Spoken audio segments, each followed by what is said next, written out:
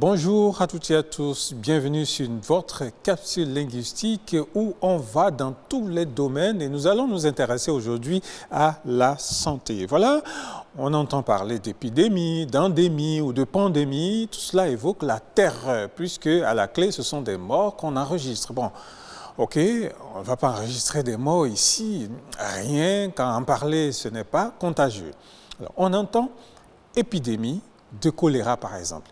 Épidémie de variole, de coronavirus, de grippe aviaire et on se fait juste une idée sans savoir ce que c'est exactement. Oui, une épidémie, ou du moins on parle d'épidémie, lorsqu'une maladie donnée connaît un accroissement rapide en un lieu donné sur un moment donné.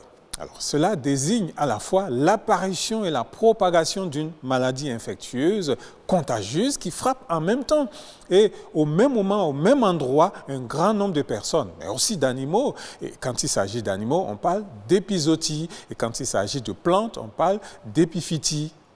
Et justement, c'est là que vous remarquerez l'étymologie du terme. On a le suffixe latin demos, qui signifie tout simplement peuple, qui veut dire que ça atteint le peuple, pour ne pas parler de population, un grand nombre dans un endroit déterminé. Et c'est pour cela justement que les préfixes sont interchangeables selon l'espèce. Pour les animaux, donc c'est l'épizootie, puisque c'est zootes en latin qui renvoie à l'animalité. Le terme est aussi utilisé, par exemple, par l'Organisation mondiale de la santé, OMS, pour d'autres phénomènes que des maladies infectieuses, par exemple pour le développement rapide de l'obésité sur la planète ou le cancer ou les cancers. On peut retenir qu'il a une gradation. D'abord, on parle d'endémie, c'est-à-dire qu'il y a une présence habituelle d'une maladie dans une zone géographique et cette endémie peut se développer d'une façon très rapide pour atteindre un grand nombre en un rien de temps. Et là, on parle bien sûr d'épidémie.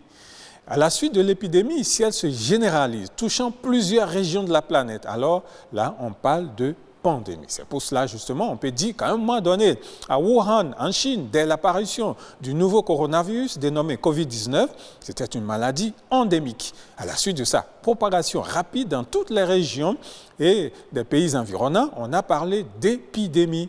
Et quelques semaines après, le coronavirus a atteint toutes les régions de la planète. Et donc, l'OMS l'a déclaré une pandémie. Alors, pandémie vient du grec pan, qui veut dire tout simplement tout. Et démos, comme on l'a dit plus haut, veut dire peuple.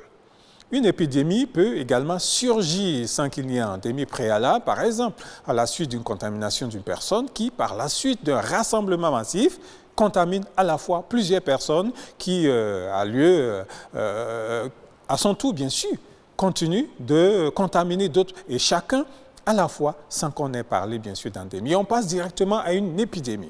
Bonne chance à tous ceux qui ne sont pas encore contaminés à ce jour, car ils ne le seront plus.